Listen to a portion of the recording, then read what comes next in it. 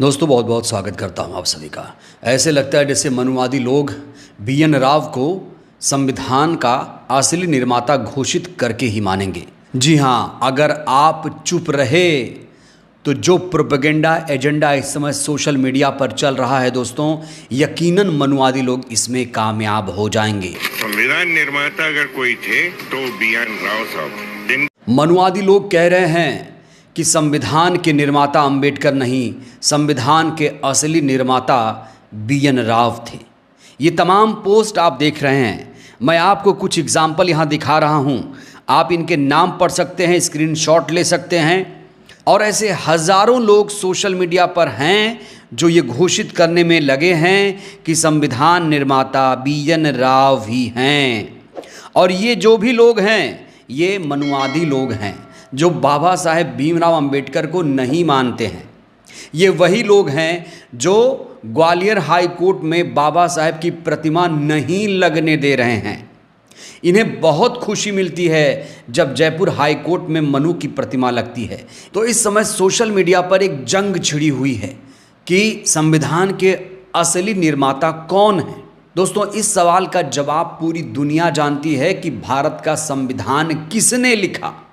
अगर आपसे मैं पूछूं कि भारत का संविधान किसने लिखा, संविधान के असली निर्माता कौन है, तो आप भी इस सवाल का जवाब दे देंगे।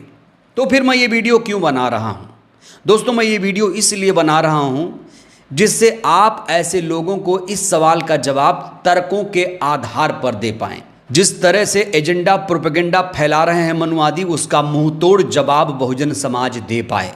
तो दोस्तों, इस वीडियो को बहुत ध्यान से देखिएगा, बहुत इत्मीनान से देखिएगा और चुप मत रहिए, बोलना सीखिए। देखिए, संविधान का ड्राफ्ट तैयार करने के लिए एक कमेटी बनाई गई थी। इस कमेटी में कुल 7 सदस्य थे। यहाँ आप देख सकते हैं, इस कमेटी में कुल 7 सदस्य थे। और कॉन्स्टिट्यूएंट असेंबली की डिबेट के अनुसार डॉक्टर अंबेडकर के नेतृत्व में प्रारूप समिति की पहली बैठक 30 अगस्त 1947 को हुई थी। इसी प्रारूप समिति के नेतृत्व में संविधान तैयार किया गया था। अब मैं आपको एक सोर्स दिखाता हूं। ये सोर्स है कॉन्स्टिट्यूएंट असेंबली डिबेट्स, 25 नवंबर 1949, खंड 11, पेज नंबर 1973-74। इसी के मुताबिक कहा जा रहा है, अंबेडकर और उनकी टीम ने कुल मिलाकर 141 बैठकों में अंतरिम संविधान तैयार किया। इस अवधि के दौरान अधिकांश अवसरों पर डॉक्टर अंबेडकर ने अकेले ही काम किया। यहाँ नोट करने वाली बात है, कई मौक़ों पर डॉक्टर अंबेडकर ने अकेले ही काम किया। इसी रिपोर्ट में लिखा हुआ है कि एक अर्थशास्त्री, विधिवेत्ता और समाज विज्ञानी होने के नाते डॉक्टर अंबेडकर इस बात को बहुत अच्छी तरह से जानते थे कि संविधान एक मात्र कानूनी दस्तावेज़ नहीं होता, बल्कि एक सामाजिक और आर्थिक दस्तावेज़ होता है जिसमें करोड़ों व्यक्तियों की महत्वाकांक्षाएं, पीड़ा, मांगें शामिल होती हैं। लोकतंत्र के कट्टर समर्थक के रूप में बाबा साहेब ने भारतीय गणतंत्र के लिए एक संसदीय प्रकार का संविधान बनाए जाने पर जोर दिया। इसीलिए उन्हें भारत के संविधान का निर्माता कहा जाता है। और इसी डिबेट में इस बात की पुष्टि करते हैं TT रामकृष्ण आचार्य। तो दोस्तों, कॉन्स्टिट्यूएंट असेंबली में कहीं आपने BN राव का नाम देखा? और कॉन्स्टिट्यूएंट असेंबली की डिबेट तो छोड़िए, जो कमेटी बनाई है 60 सदस्यीय कमेटी जो ड्राफ्ट तैयार करने के लिए तैयार की गई थी, क्या उस कमेटी में आपने BN राव का नाम देखा? तो बड़ा सवाल ये है, BN राव का नाम अचानक आया कैसे? दोस्तों, BN राव का नाम पहली बार डॉक्टर भीमराव अंबेडकर जी ने ही लिया था। जब ये संविधान तैयार हुआ तो लोगों का वो शुक्रिया अदा कर रहे थे और उसी शुक्रिया अदा करने के दौरान सहयोग किया था। काफ़ी कहा जा रहा है BN राव ने सहयोग किया था। पानी पिलाना हो या कोई सहयोग करना हो, एक सहयोगी के तौर पर BN राव ने अंबेडकर जी का साथ दिया था। और इसीलिए अंबेडकर जी ने संविधान तैयार होने के बाद BN राव को थैंक्स कहा था।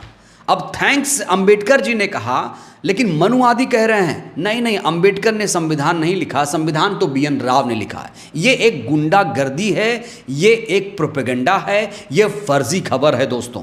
तो अगली बार अगर आपको कोई कहे कि संविधान किसने लिखा, तो आपको ये सारी चीज़ें उसको बतानी है, चुप नहीं रहना है। दोस्तों, ये वीडियो बहुत इंपॉर्टेंट है, बहुत ज़्यादा इंपॉर्टेंट है। मैं चाहता हूँ इस वीडियो को आप लोग देश के कोने कोने तक पहुँचाइए।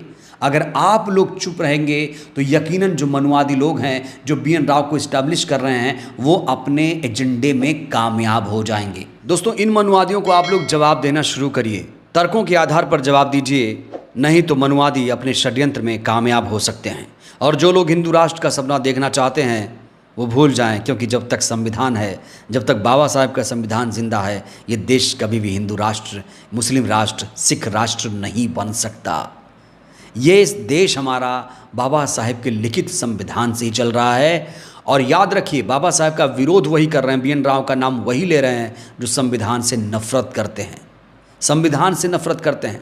पूरी दुनिया जानती है कि बाबा साहब सिंबल ऑफ नॉलेज थे, पूरी दुनिया जानती है उनके पास 32 डिग्रियां थीं, देश के बड़े बड़े विश्वविद्यालयों में उनकी स्टैचू लगी हुई है, लेकिन मध्य प्रदेश की ग्वालियर हाई कोर्ट में उनकी स्टैचू नहीं लगने दी जा रही है। ये वही लोग हैं जो BN राव को पूज रहे हैं, लेकिन डॉक्टर अंबेडकर से नफरत कर रहे हैं। दोस्तों, बहुत अफसोस होता है ये सब सुनकर, इसलिए इस वीडियो को आप लोग शेयर करिए, ज़्यादा से ज़्यादा लोगों तक पहुँचाइए और हमारा सहयोग भी करिए। बहुत बहुत शुक्रिया।